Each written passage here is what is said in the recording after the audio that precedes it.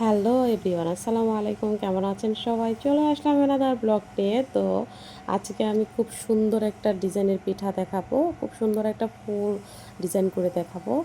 তো এই পিঠাটা কিন্তু দেখতে যেমন সুন্দর, খেতেও মুচমুচে। আপনারা চাইলে এই পিঠাটা তৈরি করে অনেক দিন সংরক্ষণ করে রেখে খেতে পারেন।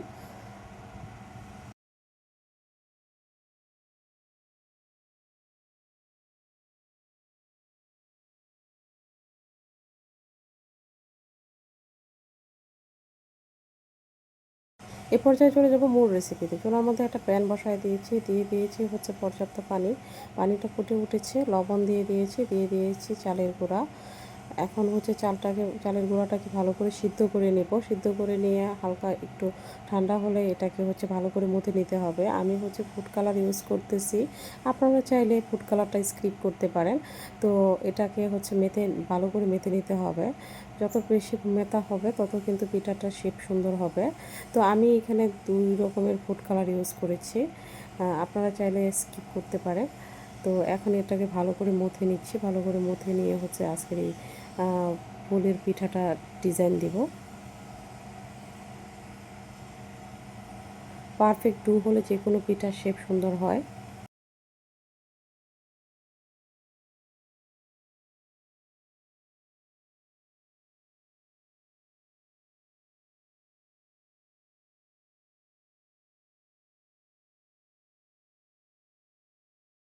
মথে নেওয়া হয়ে গিয়েছে। এখন হচ্ছে আমি লিচি কেটে নিব। লিচি কেটে নিয়ে এটাকে ভালো করে আবারও হচ্ছে ভালো করে মথে এটাকে হচ্ছে বেলে নিব।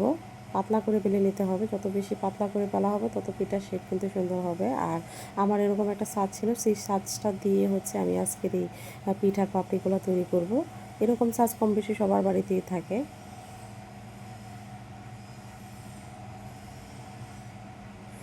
আর 2টা চিরুনি নিয়ে নিয়েছি। এই চিরুনিগুলো দিয়ে হচ্ছে এরকমভাবে হচ্ছে চাপ দিয়ে ডিজাইনটা করে নিতে হবে পাপড়ি।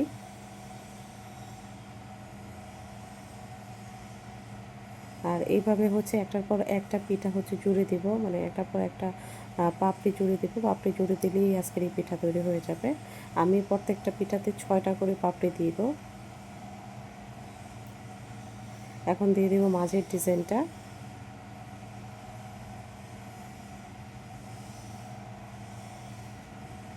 চিরুনির মাধ্যমে এই মাঝের ডিজাইনটা তারপর বসিয়ে দিব।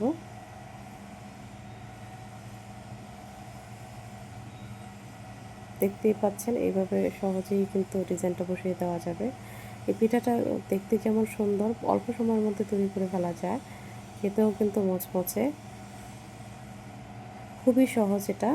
আসলে পিঠা জিনিসগুলো হচ্ছে বলে বোঝানোর মতো কিছু নাই, এটা হচ্ছে চোখে দেখে শিখে নিতে হয়।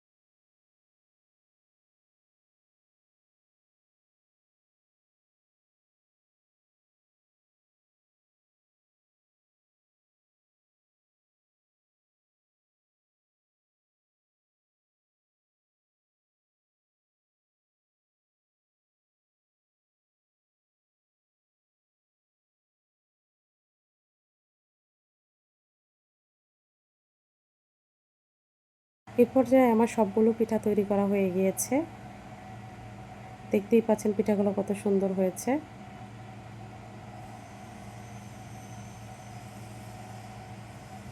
পিঠাগুলো দেখতে কিন্তু অনেক সুন্দর হয়েছে। এখন চলে যাব হচ্ছে পিঠাগুলো ভাজার কাজে। এখন পিঠাগুলোকে ভেজে নিতে হবে।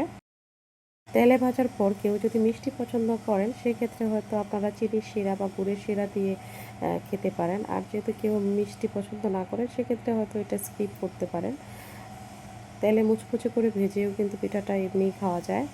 ভিডিওটি ভালো লাগলে লাইক কমেন্ট শেয়ার দিয়ে পাশে থাকবেন। ফিরে আসবো কোনো একটি ভিডিও নিয়ে। সে পর্যন্ত সবাই ভালো থাকবেন, সুস্থ থাকবেন। Take care. আল্লাহ হাফেজ। আর ভালো লাগলে অবশ্যই চ্যানেলটি সাবস্ক্রাইব করে দেবেন।